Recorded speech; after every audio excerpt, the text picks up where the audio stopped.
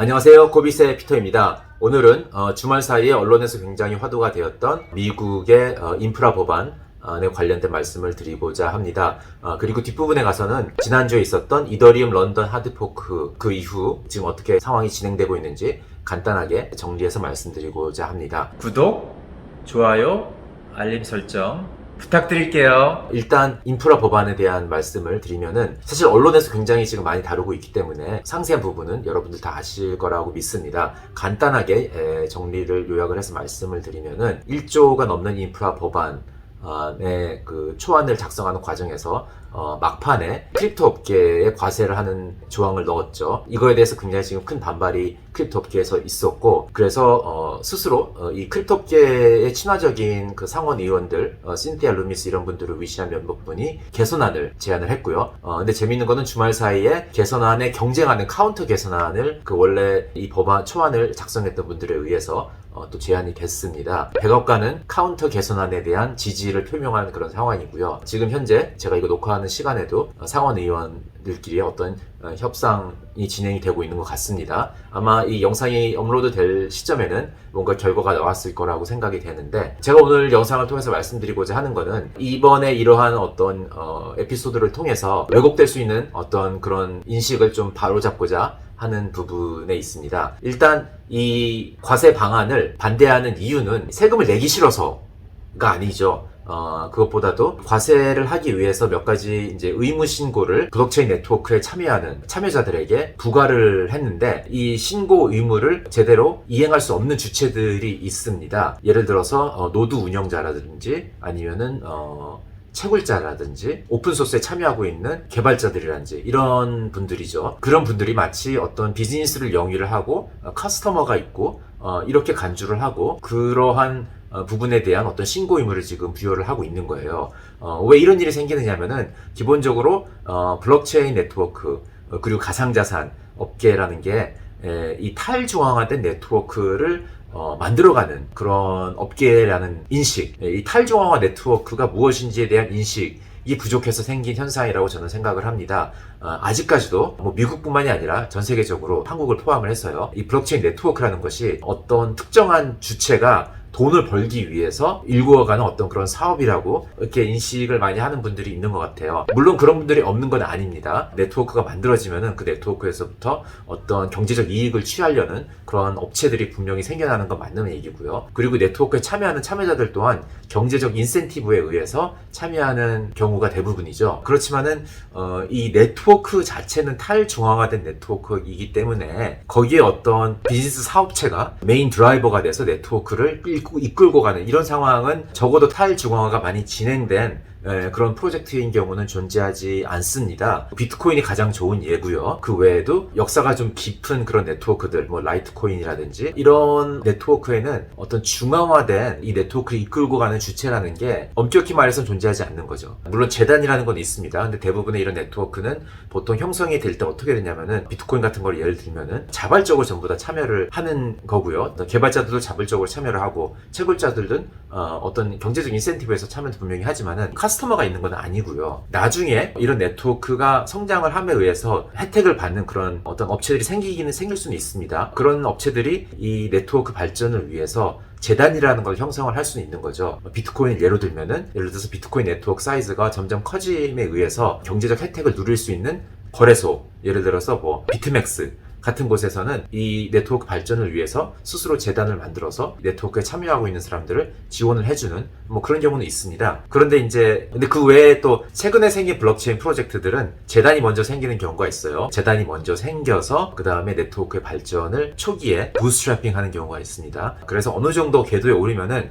점점 자기네들의 존재감을 희석시켜 나가면서 자기네들이 하던 역할을 점점 줄여감으로써 진정한 탈중앙화를 위해서 노력을 하는 거죠. 블록체인에 따라 다르지만 어떤 블록체인 네트워크는 이런 게 많이 진행이 되고 어떤 블록체인 네트워크는 이 진행된 속도가 더디어서 아직까지도 중앙화된 모습이 많이 남아있고 뭐 이런 상황인 겁니다. 근데 그 외에 많은 어떤 스캠성 프로젝트들이 있는 거죠. 일종의 한탕주의를 하고서 먹튀를 하려는 그런 프로젝트도 분명히 있습니다. 근데 그런 프로젝트 숫자가 아무래도 많다 보니까 정치인들이라든지 행정을 하시는 분들이라든지 이런 분들은 모든 블록체인이 어떤 사업체에 의해서 주도가 되고 그렇기 때문에 그런 사업체들을 과세를 해야 된다. 어떤 그런 마인드가 있는 것 같아요. 그래서 말씀드리고 싶은 거는 탈중앙화가 되면 될수록 과세를 부여할 수 있는 주체가 불분명해지는 거고요. 그렇기 때문에 그런 분들한테까지도 과세 신고의 의무를 부과한다는 거는 이건 적절치 않다는 것 부분을 말씀을 드리고 싶습니다. 그래서 이번에 반대를 하는 분들도 그러한 커스터머가 있다든지 프로덕트가 있다든지 이러한 위치에 놓여 있지 않는 탈중앙화 생태계에 참여하고 있는 non-custodial operator들 그런 분들은 신고 의무를 할 수가 없기 때문에 이제 그런 부분에서 반대 의견을 제시를 하고 있는 거죠. 네, 두 번째는 이 주말사에 나왔던 경쟁 개선안에 관한 이야기입니다. 이 경쟁 개선안을 보면은 개선을 했다는 어떤 명목하에 작업 증명 방식, POW 방식은 참여하는 자들은 제외를 한다라는 항목이 포함이 되어 있습니다. 몇 가지 문제점이 있어요. 이 경쟁 개선에는 일단 용어를 보면은 POW 방식으로 채굴을 해서 밸리데이션이 되는 그런 네트워크는 제외를 한다 이렇게 문구가 되어 있습니다. 이게 좀 문제가 있는 이유가 뭐냐면은 여기서 마치 채굴하는 사람이 밸리데이터랑 같은 것처럼 이렇게 인식을 하고 있는 것 같은데 이거는 좀 잘못된 이야기죠. 채굴을 하는 사람들은 일종의 블록 생성을 하는 레코드 키핑을 하는 사람들이고요. 이 레코드 키핑이 제대로 되어 있는지 확인을 하고 승인을 하는 사람들이 노드 운영자 인 겁니다. 그러니까 이 두 주체는 전혀 다른 일을 하고 있는 거죠. 이 블록체인 네트워크가 작동을 하기 위해서 필요한 역할을 하고 있는데 하고 있는 일이 전혀 다른 겁니다. 그런데 이 두 가지를 하나의 역할로 묶어버리고 이렇게 표현을 하고 있다는 점. 여기서 우리가 알 수 있는 거는 이 법안을 만들고 있는 분들이 이 블록체인 생태계가 어떻게 작동을 하는지에 대한 이해가 분명히 충분하지 않은 상황에서 지금 이런 법안을 만들고 있다는 부분, 이런 부분인 거고요. 그래서 적어도 우리 영상을 보시고 있는 분들은 발리데이터랑 채굴자 하는 역할이 다르다는 거를 인식을 해주셨으면 하는 바람이고요. 그리고 또 한 가지 문제점은 지금 POW를 포함을 했다는 이 카운터 개선안의 문구를 보고서 이거는 비트코인의 승리다. POS를 사용하는 어떤 프로젝트 대비 POW가 승리했다는 증거다 이렇게 얘기하는 분들이 있습니다. 이제 비트코인 맥시멀리스트 분들 중에서 그렇게 얘기를 하는 분들이 있는 것 같은데 이런 어프로치는 저는 개인적으로 좀 잘못됐다고 생각을 합니다. 왜냐하면은 일단 이게 어떤 POS랑 POW를 깊게 분석한 다음에 한쪽 손을 들어준 그런 결과물이 아닌 거죠. 아까 말씀드렸듯이 POW에 대한 이해가 전혀 없는 상황에서 지금 이런 법안을 만들고 있는 거고요. 그렇기 때문에 정치인들이 손을 들어줬다고 이렇게 얘기하는 것은 잘못된 것 같고, 그 다음에 두 번째로 이거는 일종의 이 법안을 통과시키기 위해서 약간 꼼수를 부린 어떤 그런 상황이라고 표현을 하는 게 맞을 것 같아요. 그래서 POW를 포함을 시킴으로써 이 가상자산 업계의 일부 세력들한테만 어필을 해서 마치 큰 어떤 개선을 한 것처럼 이렇게 포장을 하는 이런 거는 좀 옳지 않아 보입니다. 제가 보기에는. 그리고 POS도 같이 발전을 해야지 이 가상자산 업계가 클 수가 있는 거지. 지금 아무도 POW가 나은지 POS가 나은지 이런 논쟁 자체가 굉장히 무의미하다고 생각을 해요. 왜냐하면은 각 네트워크가 하고자 하는 일이 다르기 때문에 달성하고자 하는 일에 적합한 테크놀로지를 편견 없이 받아들여야 하는 그런 상황이 우리가 있는 거지. 뭐 아니면 도식의 인식은 잘못되어 있다고 생각을 합니다. 그리고 이렇게 정치인들에 의해서 어느 한 테크놀로지가 다른 테크놀로지보다 더 우수하다 하면서 위너와 루저를 이렇게 구분하는 거, 이런 거 자체가 사실 이 새로운 기술의 혁신을 만들어 나가는 과정에서는 굉장히 위험한 발상인 것 같고요. 시장들에 의해서 자연스럽게 그 선택이 돼야 되는 거이기 때문에 그런 부분도 좀 잘못됐다고 저는 이렇게 생각이 됩니다. 그리고 만약 POS는 안 되는 것처럼 이렇게 얘기가 되어버리면은 사실 지금 비트코인 네트워크 윗단에서 구현하고자 하는 라이트닝 네트워크에도 문제가 될 수 있는 거고요. 그렇기 때문에 어떤 이러한 문구를 가지고서 비트코인 진영의 승리 이런 식으로 파벌 싸움을 독려하는 듯한 이러한 생각은 저는 좀 개인적으로 지양하는 게 낫지 않을까 이렇게 생각을 합니다. 그리고 제가 마지막으로 말씀드리고 싶은 거는 이게 미국에 내에서 일어나는 법안이긴 하지만은 이 한국인들도 굉장히 예의주시해야 된다는 거. 왜냐면은 이 법안이 어떻게 통과되느냐에 따라서 한국도 미국을 상당히 벤치마킹하는 그런 부분이 있기 때문에 만약에 불합리적인 방향으로 이 법안이 통과가 된다면은 아니면 이런 문구가 결정이 난다면은 이게 잘못돼서 한국에까지 받아들여질 수 있는 가능성이 충분히 있다고 생각을 합니다. 그래서 미국은 많은 나라들이, 한국을 위시한 많은 나라들이 벤치마킹하는 나라이기 때문에 이 부분에 대해서는 우리도 굉장히 예의주시해야 될 필요가 있지 않나 이렇게 생각이 됩니다.